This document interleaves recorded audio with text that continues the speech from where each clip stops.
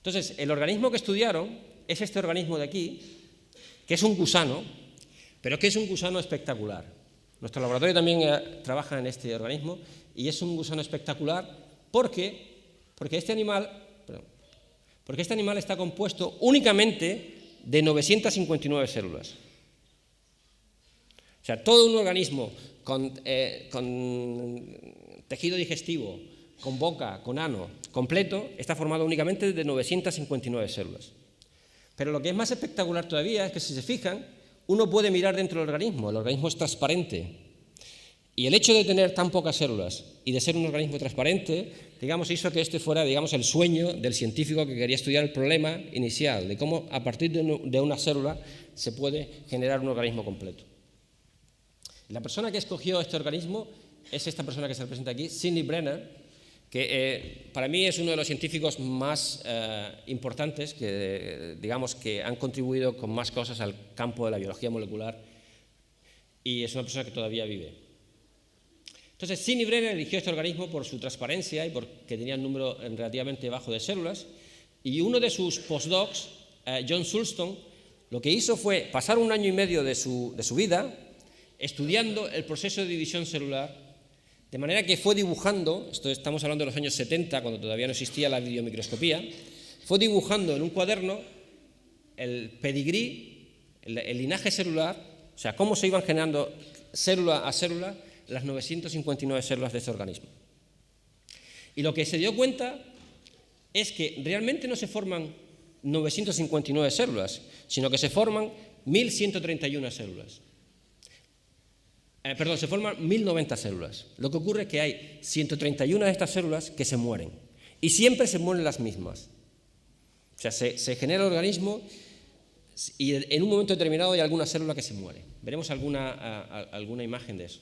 Entonces, lo que hizo John Sulston fue un experimento como este, pero un experimento completo. Este, digamos, es el embrión. Esto es el núcleo del embrión, para que ustedes vean cómo se van dividiendo las células.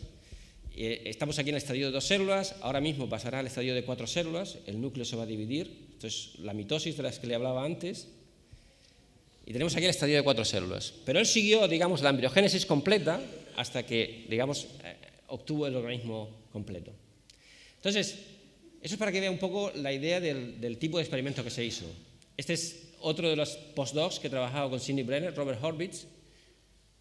Entonces, esto evidentemente es una película que la hemos puesto muy deprisa, y aquí lo que estamos representando es el animal silvestre, y este animal de aquí, en el que, como se fijan, hay una serie de células extra, que son estas células redonditas, y estas células redonditas lo que le ocurren es que no se mueren. No se mueren porque este individuo aquí lleva una mutación en un gen que se llama SET1, y este gen es importante para que se produzca el proceso final de la muerte celular, que es cuando la célula que se ha muerto es fagocitada por una célula vecina y entonces la elimina. Es un proceso de fagocitosis que es esencial al proceso de muerte celular. Entonces, lo que hicieron Brenner, Sulston y Horvitz fue identificar mutantes en los que no se dividían algunas de las células, y evidentemente estos mutantes tenían que ser defectivos en genes que eran importantes para el proceso de muerte celular, porque si las células no se morían era porque les faltaba algo a ese mutante que no les permitía morirse. Entonces, de esa manera identificaron una serie de genes, que los nombres no son relevantes, pero lo que es importante es que existen genes en humanos, que son estos genes de aquí, que definen una cascada que va a dar lugar a la muerte celular, y que estos genes en humanos, sabemos hoy en día que cuando están alterados, en algunos casos, como por ejemplo la mutación en BSL2, lo que ocurre es que se mueren menos células. Entonces, sabemos que hay mutaciones en BSL2 en las que se mueren menos células, y lo que ocurre es que esas células, al no morirse, van a producir un incremento de la población de las células en el organismo, y van a dar lugar a cánceres, como por ejemplo determinados tipos de leucemia. Entonces, esta ruta de aquí es absolutamente esencial para la parte opuesta de la moneda a la división celular. Entonces, hay enfermedades, hoy en día sabemos que hay enfermedades que van asociadas con el proceso de muerte celular, en los cuales esta homeostasis que tiene que existir en el organismo se rompe. En algunos casos hay demasiada poca muerte celular. Si hay poca muerte celular, lo que ocurre es que aumenta el número de células, y eso es lo que pasa, por ejemplo, en cáncer y en artritis reumatoide. Y en cambio hay otras enfermedades, como por ejemplo la mayoría de las enfermedades neurodegenerativas, como por ejemplo la enfermedad de Huntington, Parkinson o Alzheimer, en las cuales hay mutaciones en los genes estos de los que les he hablado, y lo que ocurre es que disminuye el número de células. Este tipo de enfermedades hoy en día sabemos que están asociadas en la mayor parte de los casos con la edad, y a medida que nos vamos haciendo viejos, irremediablemente nuestro sistema que regula el balance entre la proliferación y la muerte celular se va alterando, y entonces empiezan a aparecer mutaciones en estos genes de los que les he hablado y se desarrolla este tipo de enfermedades.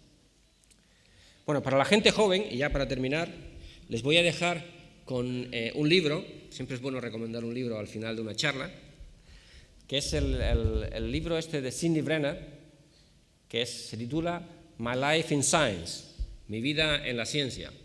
Este es un libro de su experiencia científica.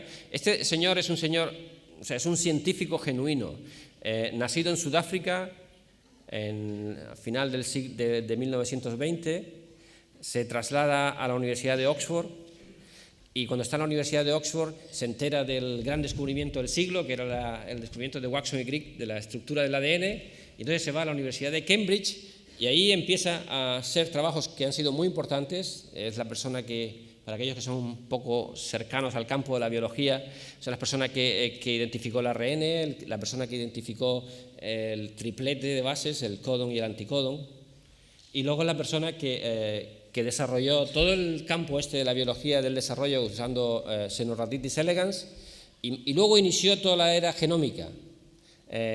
Todo el Instituto Sanger, que es donde se ha secuenciado muchos de los genomas y gran parte del genoma humano, digamos que fue un poco consecuencia del trabajo de ese señor, Sidney Brenner, y luego posteriormente de John Sulston.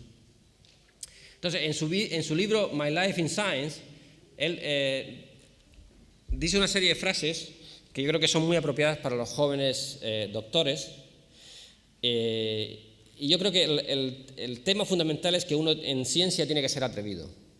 Tiene que ser atrevido y tiene, digamos, que llevar la iniciativa. Y por tanto, en ciencia es muy importante tener un cierto grado de ignorancia. O sea, la ignorancia de la juventud es clave para la mayoría de los descubrimientos científicos de los cuales yo les he hablado hasta ahora. Se me ha pasado durante la charla comentarles que, por ejemplo, Watson tenía solamente 23 años cuando sacó la estructura de la doble hélice, y Paul Nernst tenía solamente 27 años cuando publicó un artículo en Nature describiendo los genes que regulaban el proceso de división celular. O sea, que ha sido gente muy joven la que ha hecho las contribuciones científicas de las cuales yo les he estado hablando. Les he enseñado fotos ya cuando son un poco mayores, porque es cuando les ha dado el premio Nobel, pero digamos que los descubrimientos se hicieron antes. Entonces, él en el libro dice que es un gran, cree enormemente en el poder de la ignorancia. Y la razón por la que él cree en el poder de la ignorancia es porque normalmente todos tenemos en el laboratorio un jefe que nos dice que el experimento que nos ha propuesto el becario es una tontería y que no se debe hacer.